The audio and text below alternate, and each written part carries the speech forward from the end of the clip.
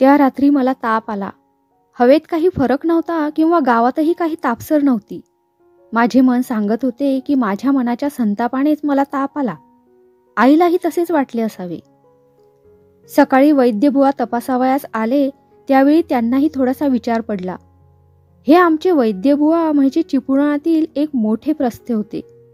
वैद्यकीत ते हुशार होतेच, पण गावच्या इतर व्यवहारातही ते पुष्कळ मन घालीत असत.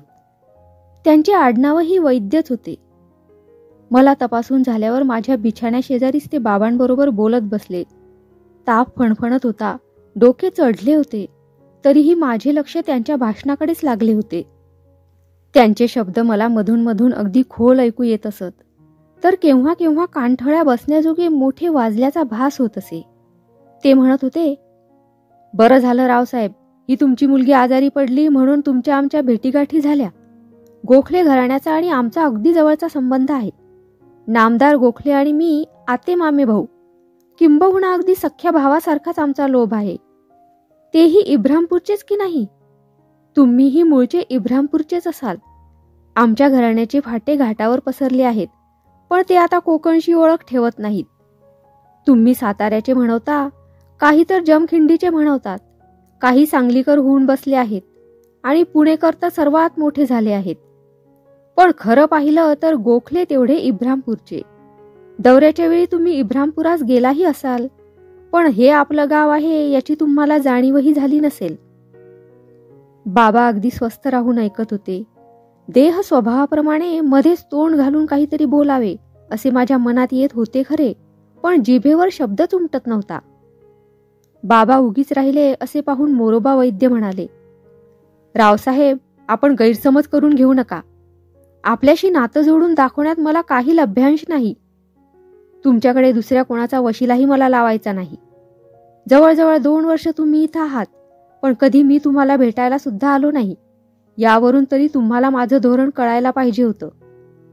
गणू पट्टेवाल्यानं बोलावलं म्हणून मी मुद्दाम आलो, नाहीतर मामलेदार मुन्सफाचे उंबरठे झिजवणारातला मी नव्हे, एवढं ध्यानात ठेवा. ओशाळल्या वाणीने बाबा म्हणाले, असा गैरसमज करून घेऊ नका वैद्यबुवा. मी नुसता विचार करीत होतो. कोकणचे लोक आम्ही, घाटावर गेलो पण मूळ विसरलो का, असा प्रश्न माझ्या मनात आला. मोरोबा वैद्य उसळून उठून म्हणाले, तुम्हीच का, सारेच कोकणस्थ आपले मूळ घर विसरले आहेत. मूळ भूमी कोकणात, जन्म सुद्धा कोकणचाच, पण कोकणचं नाव घ्यायला शरमतात. आम्ही घाटावरचे, कुणी आमचे वाडवडील असतील कोकणात असं तुच्छतेनं सांगतात. हे बरं का? आम्ही आपल्याला स्वच्छ चित्पावण म्हणवतो, पण नाव सांगतो कोकणचं. तुम्ही कोकणस्थ म्हणवता आणि गाव सांगता घाटावरचं. कोकणस्थ म्हणवायचं आणि कोकणचं नाव घेतलं की नाक मुरडायचं. ही वृत्ती प्रामाणिकपणाची आहे काय? आईला विसरून दाईचं नाव लावण्यासारखंच हे कृतघ्नपणाचं कृत्य होत आहे असं नाही का तुम्हाला वाटत? खरं आहे, एक सुस्कारा टाकून बाबा म्हणाले, तुमचा हा चाबूक मला चांगला वरमी बसला आहे. यापुढं तरी मी सातारचं नाव सांगणार नाही. माफ करा रावसाहेब, मोरोबा वैद्य म्हणाले, माझ्या बोलण्यानं तुमच्या मनाला लागलं असेल तर त्याची मला क्षमा करा. पण काय करू, मला ह्या गोष्टीची चीडच येते. जेव्हा जेव्हा मी पुण्याला गोपाळरावांकडे जातो तेव्हा तेव्हा मला अगदी हेच दिसून येतं आणि म्हणूनच माझं मस्तक भणभणतं. तशा त्या फणफणणाऱ्या तापातही बरळल्यासारखा माझ्या तोंडून उद्गार निघाला, मी कोकणची आहे. ऐकलत मोरू भाऊ, मी कोकणची आहे. मी बरी झाले की मला इब्रामपूरला न्या. माझ्या डोक्यावरून हळूहळू हात फिरवीत वैद्यबुवा म्हणाले, नेईन बरं बाळ, मी स्वतः तुला घेऊन जाईन आणि तुला तुझ्या देवाच्या पायावर घालीन.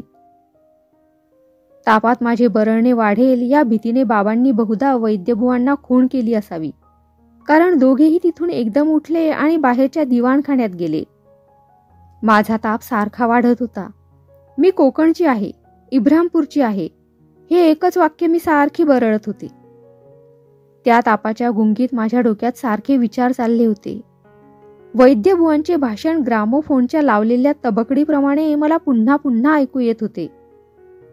त्या भाषणातील एका विशिष्ट वाक्यावरून माझ्या मेंदूचा काटा स्थिरावला. गणू पट्टेवाल्यानं मला बोलावलं म्हणून मी आलो, हे वैद्यबुवांचे शब्द पुन्हा पुन्हा ऐकू येऊ लागले. पाटीवरच्या पुसून टाकलेल्या शुद्ध लेखनातील एकच ओळ न पुसता राहावी तसेच हे झाले होते. एकूण गणू पट्टेवाल्याने मोरूभाऊ वैद्यांना बोलावलं तर का बोलावलं? गणू पट्टेवाल्याला मोरूभाऊंनाच बोलवावं असं का वाटलं? गणू पट्टेवाला आपणहून त्यांना बोलवायला गेला की आईने त्याला बोलवायला सांगितले? काल मी गणू पट्टेवाल्याच्या थोबाडीत भडकावली होती. आईने त्याबद्दल मला खरपूस बक्षीस दिले होते. ते गणू पट्टेवाल्याच्या मनाला लागले का? का लागावे? मी त्याला मारले, त्याचे प्रायश्चित्त मला मिळाले. त्यात गणू पट्टेवाल्याला आनंद झाला पाहिजे होता. मग त्याने मोरूभाऊंना का बोलावले? बाबांचा वैद्यावर विश्वास नसे, आईही त्यांच्या विरुद्ध जात नसे. बाबांना वारंवार हिवताप येण्याची सवय होती. त्यावेळी ते सरकारी डॉक्टरला बोलावीत असत. मग आज मोरूभाऊ वैद्य कसे आले? वैद्य या नात्याने मोरूभाऊंची चिपळुणात जरी फार सुख्याती होती, तरीही त्यांच्या छान चोखीच्या पोशाखावरून सभ्य समजले जाणारे लोक त्यांना कमी लेखीत असत.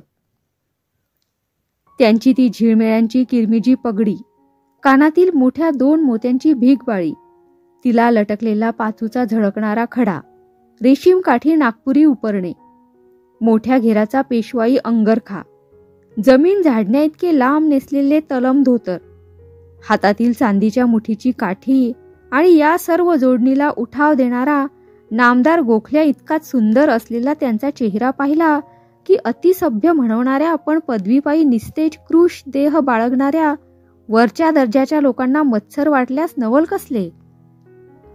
थट्टेने ते त्यांना दुष्यंत म्हणत असत. पण दुष्यंताच्या पोशाखात चेहऱ्यापलीकडे दुसरे काहीच साम्य नव्हते असे म्हटले तरी चालेल.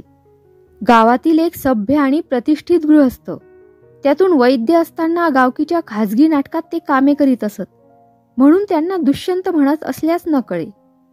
मी शाळेत जाता येताना त्यांना कितीतरी वेळा पाहिले होते, पण प्रत्यक्ष त्यांचा परिचय होण्याची वेळ आली नव्हती. ते आमच्या घरी येत नसत, म्हणून बाबाही त्यांना तुच्छतेने लेखीत असत. असे असून मला पाहण्यासाठी गणू पट्टेवाल्याने त्यांना का आणले? गणू पट्टेवाल्याची वैद्यबुवांवर फार निष्ठा होती. त्याच्या बायकोला त्यांनी काळाच्या दाढेतून काढून आणले असे तो वारंवार सांगत असे. बाबा ज्या ज्या वेळी आजारी पडत त्या त्यावेळी वैद्यबुवांना बोलावून आणण्याबद्दल तो भुणभुण लावी. पण मामलेदारांच्या घरी पट्टेवाल्याचे कोण ऐकणार? आधीच बाबांचा डॉक्टरांवर विश्वास, त्यातून रजा घेण्याचा प्रसंग आल्यास डॉक्टरचे सर्टिफिकेट मिळवण्याची जरुरी, या दोन्ही गोष्टींमुळे वैद्यबुवांचा प्रवेश आमच्या घरी यापूर्वी झाला नव्हता. मग आजच गणूने हा धीर कसा केला? गणूचा डॉक्टरांवर मुळीच विश्वास नसे. डॉक्टरांना नाडी ज्ञान नाही आणि नाडी ज्ञानाशिवाय रोगाचे निदान करता येत नाही असा त्याचा ठाम समज होता. डॉक्टरकडून माझ्या आजारीपणाची परीक्षा होणार नाही असे त्याला वाटले असेल का? मोरूभाऊ आले तरच माझे योग्य निदान ठरवतील आणि योग्य उपचार होतील, या खात्रीने बाबांच्या रागाची पर्वा न करता आपल्याच अधिकारात त्याने मोरूभाऊंना बोलावून आणले असेल का? विचार करता करता आणखी एक कल्पना माझ्या डोक्यात आली. कालच्या मारामारीची हकीकत तर त्याने वैद्यबुवांना सांगितली नसेल. अस्सल कारण न कळल्यामुळे डॉक्टरांच्या हातून योग्य उपचार होणार नाहीत या भीतीने सर्व हकीकत सांगून मोरूभाऊंना तर त्याने बोलावून आणले नसेल. माझा जीव ओशाळल्यासारखा झाला. मी ज्याच्या थोबाडीत भडकावली त्याने माझ्याविषयी एवढी कळकळ का बाळगावी? मला वाटले गणूच्या अंगी माणुसकी आहे.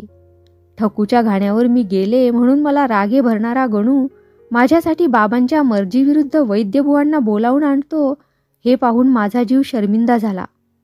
मला वाटले की गणूची किंमत मला कळली नाही. ठकूच्या घाण्यावर मी गेले ह्या गोष्टीमुळे राग वाटण्याच्या ऐवजी खरोखर त्याला अंतरात आनंद तर झाला नसेल.